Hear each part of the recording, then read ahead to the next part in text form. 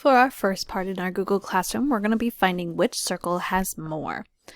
In each circle, there are a certain amount of the picture.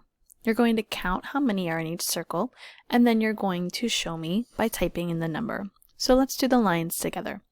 In this circle, I have 1, 2, 3, 4, 5, 6, 7, 8. So I'm going to go down to my question mark, I'm going to double click, and I'm going to type in 8 on my keyboard. Now let's go over to this circle. Let's count together. 1, 2, 3, 4, 5, 6. I'm going to come down to this question mark, double click, and type in a 6 on my keyboard. Then the last thing I need to do is decide which circle has more. Well, I know 8 is bigger than 6, so this circle has more.